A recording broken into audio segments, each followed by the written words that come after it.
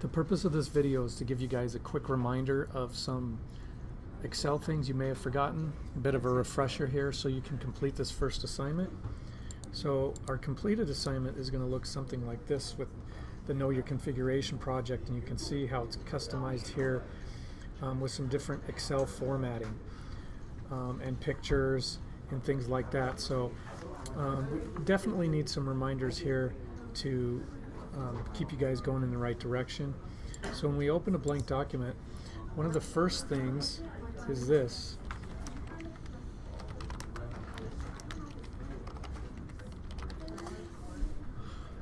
When we take a look here, a lot of what we're going to need to do is alignment, because we're entering a lot of data in and we want it to look good and balanced and organized. Now that Tristan and Richard are done interrupting us, we can continue the video. So I have the formatting cells open, and the key here is when we get a lot of data in Excel, it can look kind of unorganized and tough to read. So I use this tool here. So like if we, let's go ahead and put this all in one cell also. So this is going to wrap around to another cell, but if I come up here, I can wrap the text and it will fit it in the cell. So I can just select OK and it wraps it in the cell.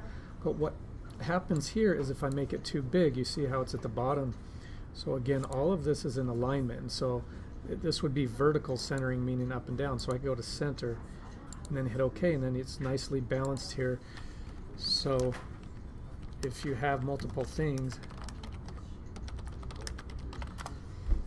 you can adjust it so they're not balanced. So I'd come here so all our cells match and modify the alignment to center, and then this would be nice and balanced. The next thing is,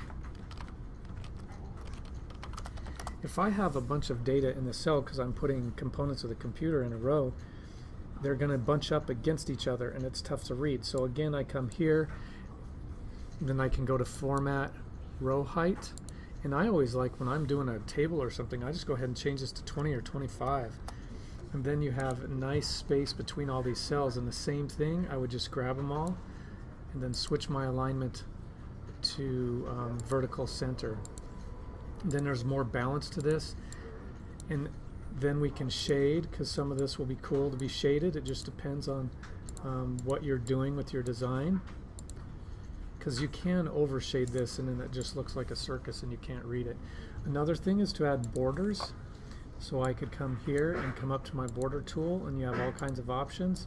You just kind of got to tinker with this till you get familiar with how you want to use them.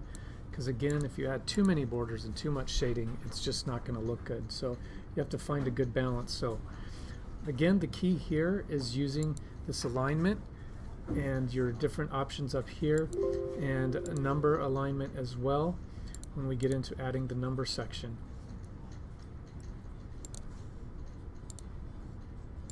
Another thing to mention is that when we take a look at this completed sample, there's actually an error in it. When Excel will default numbers to the right and text to the left, so you can see as the student added their shipping that it was free, it defaults to the left.